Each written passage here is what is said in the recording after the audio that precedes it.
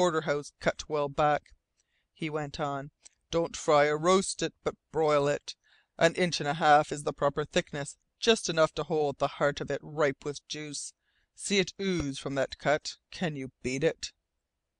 "Not with anything I have had along the Arctic," confessed Philip. "A steak from the cheek of a cow walrus is about the best thing you'll find up in the big ice box. That is, at first. Later, when the aurora borealis has got into your marrow, you gorge on seal blubber and narwhal fat, and call it good. As for me, I'd prefer pickles to anything else in the world, so with your permission I'll help myself. Just now I'd eat pickles with ice cream." It was a pleasant meal. Philip could not remember when he had known a more agreeable host. Not until they had finished, and Adare had procured cigars of a curious length and slimness, did the older man ask the question for which Philip had been carefully preparing himself. "Now I want to hear about you," he said. "Josephine told me very little. Said that she wanted me to get my impressions first hand. We'll smoke and talk. These cigars are clear Havanas. I have the tobacco imported by the bale, and we make the cigars ourselves. Reduce the costs to a minimum, and we always have a supply. Go on, Philip. I'm listening." Philip remembered Josephine's words telling him to narrate the events of his own life to her father, except that he was to leave it open, as it were, the interval in which he was supposed to have known her in Montreal. It was not difficult for him to slip over this. He described his first coming into the North, and Adare's eyes glowed sympathetically when Philip quoted Hill's words down at Prince Albert and Jasper's up at Fond du Lac. He listened with tense interest to his experiences along the Arctic, his descriptions of the death of MacTavish and the passing of Pierre Radisson. But what struck deepest with him was Philip's physical and mental fight for new life, and the splendid way in which the wilderness had responded. "And you couldn't go back now," he said, a tone of triumph in his voice. "When the forests once claim you, they hold." "Not alone the forests, Mon Pere." "Ah, Mignonne, no. There is neither man nor beast in the world that would leave her. Even the dogs are chained out in the deep spruce, that they may not tear down her doors in the night to come near her. The whole world loves my Josephine. The Indians make big medicine for her in 100 teepees when they learn she is ill. They have trimmed 500 lobstick trees in her memory. Mon Dieu, in the company's books there are written down more than 30 babes and children grown who bear her name of Josephine. She is different than her mother. Miriam has always been like a flower, a timid wood violet, loving this big world, yet playing no part in it away from my side. Sometimes Josephine frightens me. She will travel 100 miles by sledge to nurse a sick child, and only last winter she buried herself in a shack filled with smallpox, and brought 6 souls out of it alive. For 2 weeks she was buried in that hell. That is Mignonne, whom Indian breed and white man call L'Ange. Miriam they call La Fleurette. We are 2 fortunate men, my son." A dozen questions burned on Philip's lips, but he held them back, fearing that some accidental slip of the tongue might betray him. He was convinced that Josephine's father knew absolutely nothing of the trouble that was wrecking the happiness of Adare House, and he was equally positive that all, even Miriam herself, were fighting to keep the secret from him. That Josephine's motherhood was not the sole cause of the mysterious and tragic undercurrent that he had been made to feel he was more than suspicious. A few hours would tell him if he was right, for he would ask Josephine to become his wife, and he already knew that John Adare did not know. Miriam was not sick with a physical illness.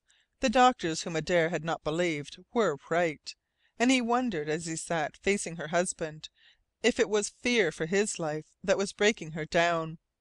Were they shielding him from some great and ever menacing peril, a danger with which, for some inconceivable reason, they dared not acquaint him? In the short time he had known him, a strange feeling for John Adare had found a place in Philip's heart. It was more than friendship, more than the feeling which his supposed relationship might have roused. This big hearted, tender, rumbling voiced giant of a man he had grown to love. And he found himself struggling blindly now to keep from him what the others were trying to conceal. for he knew that John Adare's heart would crumble down like a pile of dust if he knew the truth. He was thinking of the baby, and it seemed as if his thoughts flashed like fire to the other. Adare was laughing softly in his beard. "You should have seen the kid last night, Philip. When they woke him, he stared at me for a time as though I was an ogre. Then he grinned, kicked me, and grabbed my whiskers. I've just one fault to find. I wish he was a dozen instead of me. The little rascal! I wonder if he's awake." He half rose as if about to investigate, then reseated himself. "Guess I'd better not take a chance of waking him," he reflected. "If Jean should catch me rousing Josephine or the baby, he'd throttle me." "Jean is sort of a guardian?" ventured Philip. "More than that. Sometimes I think he is a spirit," said Adare impressively. "I have known him for 20 years. Since the day Josephine was born he has been her watchdog. He came in the heart of a great storm, years and years ago, nearly dead from cold and hunger. He never went away, and he has talked but little about himself. See." Adare went to a shelf and returned with a bundle of manuscript. "Jean gave me the idea for this," he went on. "There are 280 pages here. I call it The Aristocracy of the North. It is true, and it is wonderful. You have seen a spring or New Year's gathering of the forest people at a company's post, the crowd of Indians, half breeds, and whites who follow the trap lines. And you would guess that in that average foregathering of the wilderness people there is better blood than you can find in a crowded ballroom of New York's millionaires. It is true. I have given fish to hungry half breeds in whose veins flowed the blood of royalty. I have eaten with Indian women whose lineage reaches back to names that were mighty before the first Astors and the first Vanderbilts were born. The descendant of a king has hunted me caribou meat at 2 cents a pound. In a smoke blackened tepee over beyond the Grey Loon waterway there lives a girl with hair and eyes as black as a raven's wing who could go to Paris tomorrow and say, 'I am the descendant of a queen,' and prove it. And so it is all over the Northland. I have hunted down many curious facts, and I have them here in my manuscript.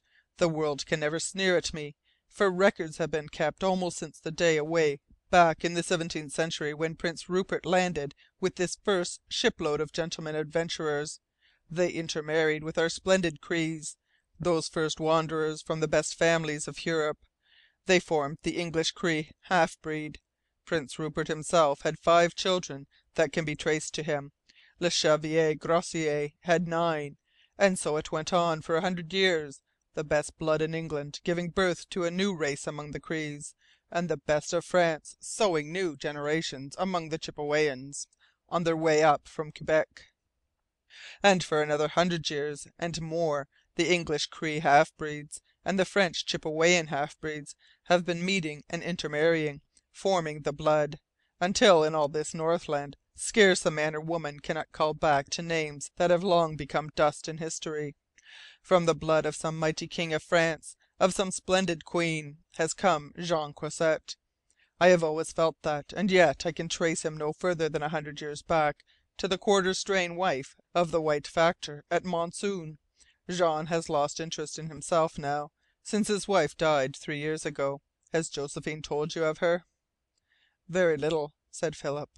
The flush of enthusiasm faded from Adare's eyes. It was replaced by a look that was grief deep and sincere. "Iowaka's death was the first great blow that came to Adare House," he said gently. "For 9 years they were man and wife, lovers. God's pity, they had no children. She was French, with a velvety touch of the Cree, lovable as the wild flowers from which she took her name. Since she went, Jean has lived in a dream. He says that she is constantly with him, and that often he hears her voice. I am glad of that. It is wonderful to possess that kind of a love, Philip, the love that lives like a fresh flower after death and darkness. And we have it, you and I." Philip murmured softly that it was so. He felt that it was dangerous to tread upon the ground which Adare was following.